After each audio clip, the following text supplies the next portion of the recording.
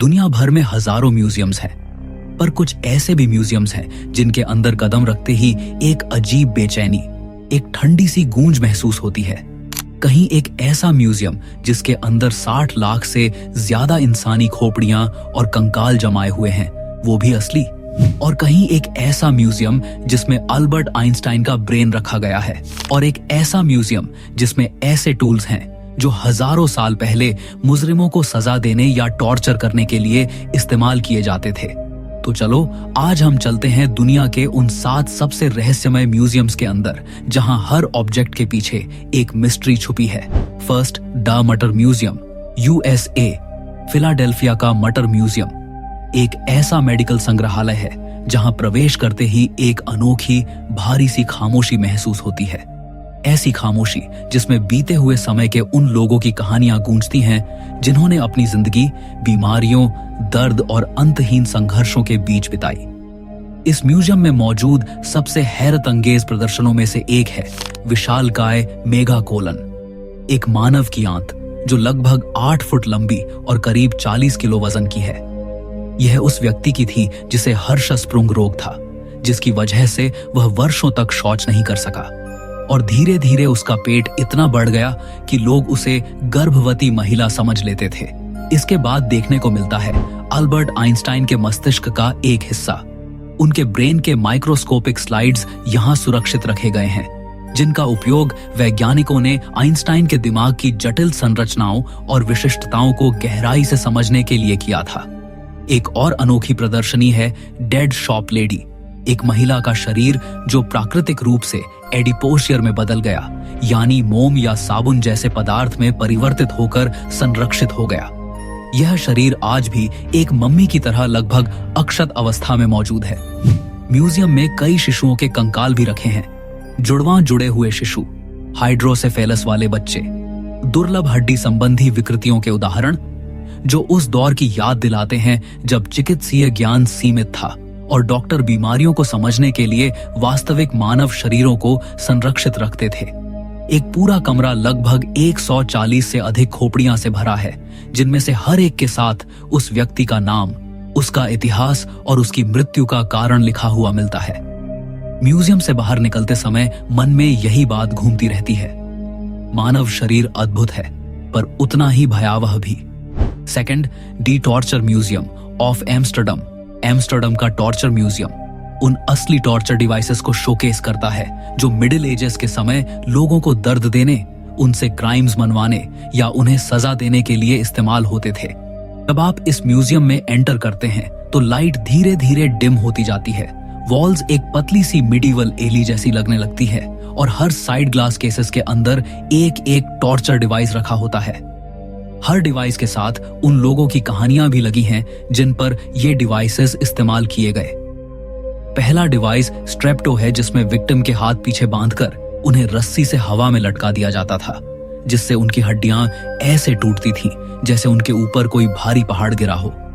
दर्द बढ़ाने के लिए कभी कभी पैरों में बड़े बड़े पत्थर भी बांध दिए जाते थे।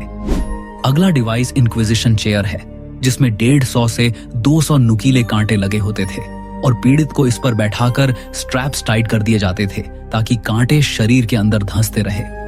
इसके बाद ब्रांडिंग आयरन आता है, जो क्रिमिनल्स, एडल्टर्स और हेरिट्स पर इस्तेमाल होता था। गर्म आयरन को सीधे स्किन पर प्रिंट किया जाता था। फिर थंब स्क्रूज है, जिसमें उंगलियों को इतना दबाया जाता था कि हड्डियां टूट जाए। इसी तरह स्कल क्रशर है, जिसमें सिर को फिट करके ऊपर से स्क्रू टाइट किया जाता था और इंसान का सिर कुचल दिया जाता था। आखिरी और सबसे डरावना डिवाइस आयरन मेडन है, एक कॉफिन जैसा स्ट्रक्चर जिसके अंदर तेज धार वाले कांटे होते थे। पीड़ित को अंदर बंद कर दिया जाता था और कांटे शरीर में घुस जाते थे, लेकिन मौत नहीं आती थी, सिर्फ न खत्म होने वाला दर्द। इस म्यूजियम से लोग हंसकर नहीं बल्कि चुप रहकर बाहर निकलते हैं, क्योंकि हर ग्लास केस यही कहता है, इंसान सबसे बड़ा खतरा इंसान के लिए ही है। Third, the Paris catacombs museum, Paris की चमकदार सड़कों और रोमांस भरी वादियों के नीचे एक दूसरी दुनिया छुपी है, कैटाकॉम्स। यह धरती के नीचे बना एक विशाल शहर है जिसमें लगभग 60 लाख लोगों की हड्डियां और खोपड़ियां सजी हुई हैं। 1700 के अंत में पेरिस ओवरक्राउडेड ग्रेवयार्ड्स, सड़ती बॉडीज, बीमारी और बदबू से जूझ रहा था। इसलिए शवों को पुराने माइनिंग टनल्स में शिफ्ट किया जाने लगा। 12 साल तक कब्रिस्तानों को खाली किया गया और टनल्स में हड्डियों को सिमेट्रिक पैटर्न में सजाया गया, जिससे आज यहां दीवारें खोपड़ियों की कलाकृति जैसी दिखती हैं। सार्वजनिक म्यूजियम एरिया छोटा है, लेकिन असली कैटाकॉम्ब नेटवर्क 320 किलोमीटर से ज्यादा लंबा है, जिसका 95% हिस्सा पूरी तरह प्रतिबंधित है। कैटाकॉम्ब्स में चलते हुए ठंडी हवा, गहरा अंधेरा और हड्डियों की अंतहीन कतारें आपको एक भयावह लेकिन ऐतिहासिक दुनिया में ले जाती हैं।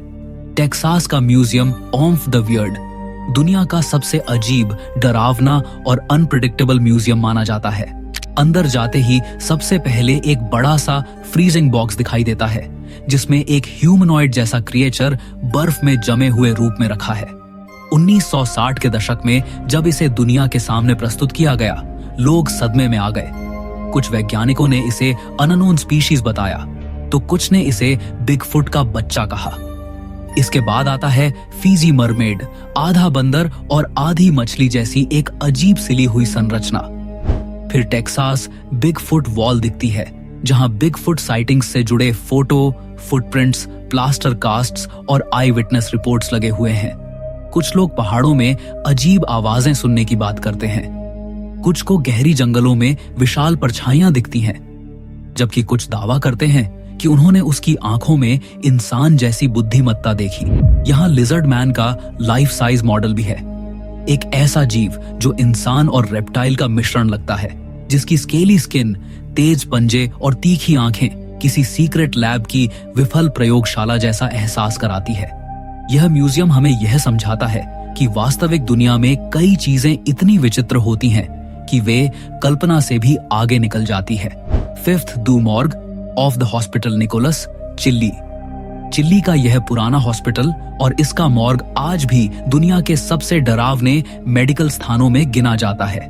हॉस्पिटल निकोलस में 1900 के शुरुआती दशक से लेकर 1970 तक हजारों पोस्टमार्टम हुए, लेकिन इसकी असली पहचान तब बनी जब यहाँ के पुराने मॉर्ग को पब्लिक के लिए खोल दिया गया।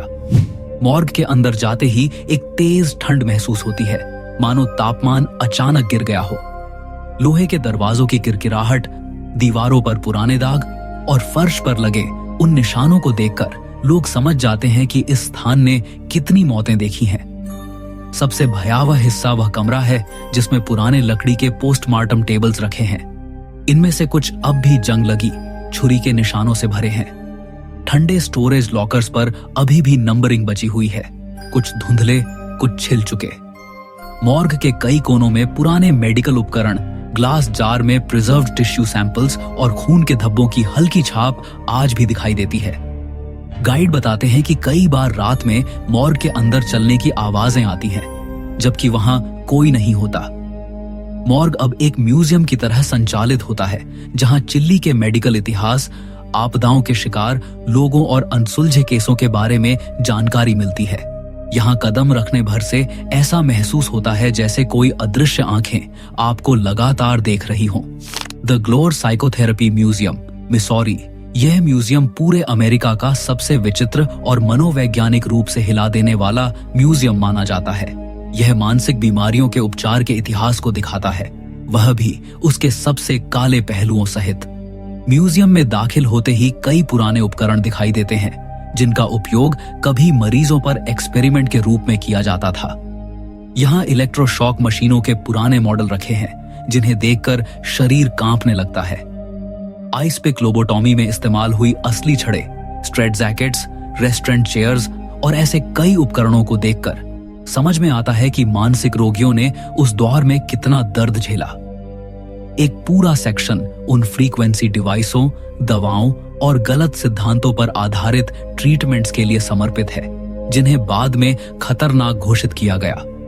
म्यूजियम का मकसद यह दिखाना है कि साइकोथेरेपी ने आज जो प्रगति की है, वह एक बहुत अंधेरे, दर्द भरे इतिहास से गुजरी है। यह जगह देखने के बाद मानसिक स्वास्थ्य के महत्व का एहसास और गहरा हो जाता है। 7 the Madame Tussauds chamber of horrors, London. London का मैडम तुसाद्स तो अपने ग्लैमरस वैक्स स्टैच्यूज के लिए दुनिया भर में मशहूर है, लेकिन इसका सबसे डार्क हिस्सा, चैम्बर ऑफ हॉरर्स, असली अपराधों और ऐतिहासिक हथियारों का भयानक इतिहास दिखाता है। चैम्बर ऑफ हॉरर्स की शुरुआत फ्रेंच रिवॉल्यूशन के दौर से हुई, जब मैडम तुसाद खुद मृत शरीरों और सर कटे लोगों के डेथ मास्क बनाती थी। आज इस चैम्बर में वैक्स फिगर्स के माध्यम से उन हथियारों, टॉर्चरर्स और क्रिमिनल्स को दिखाया गया है जिन्होंने इतिहास में दहशत फैलाई। यहाँ जैक द रिपर की अंधेरी गली दिखाई जाती है, उसके शिकारों का साया, धुंधली रोशनी और बैकग्राउंड में धीमी चीखें उस दौर की दहशत को जीवित कर देती हैं। लंदन डंगन का पुनर्निर्माण भी यहाँ मौजूद है, जहाँ कैदियों को भूख, बीमारी और अत्याचार का सामना करना पड़ता था। गिलोटीन, फांसी का फंदा और लोहे की बेड़ियों की आवाजें पूरे एग्जीबिशन को एक जीवंत डरावना अनुभव बनाती है। चैम्बर ऑफ हॉरर्स का उद्देश्य दर्शकों को यह दिखाना है कि वास्तविक दुनिया में हुए अपराध कल्पना से अधिक खतरनाक होते हैं। यह केवल एक म्यूजियम नहीं, बल्कि अपराध के इतिहास का अंधेरा दर्पण है। यह सातों म्यूजियम हमें एक ही बात सिखाते हैं, दुनिया सिर्फ खूबसूरत जगहों, कला और विज्ञान तक सीमित नहीं है, बल्कि इसके गहरे तलों में ऐसी कहानियां छुपी हैं जो इंसानी जिज्ञासा, भय, दर्द और रहस्यों का मिला-जुला संसार दिखाती हैं। चाहे वो लाखों खोपड़ियों से भरी कैटाकॉम्स हों, पुरानी यात्रा मशीनें या विज्ञान और मानसिक स्वास्थ्य के काले प्रयोग, हर जगह इंसानियत का एक ऐसा रूप सामने आता है जिसे देखकर रूह कांप जाती है। लेकिन यही सच है कि इतिहास हमेशा चमकदार नहीं होता। उसके अंधेरे हिस्से भी उतने ही जरूरी हैं, क्योंकि वही हमें सिखाते हैं कि हम कितनी दूर आ चुके हैं और आगे किस दिशा में बढ़ना चाहिए। उम्मीद है आपको यह सफर पसंद आया होगा। अगर वीडियो अच्छा लगा हो तो उसे लाइक और शेयर जरूर करें, और ऐसे ही रोमांचक कंटेंट के लिए चैनल को सब्सक्राइब करना न भूलें। अगले वीडियो में फिर मिलेंगे, एक नई कहानी और एक नए रहस्य के साथ।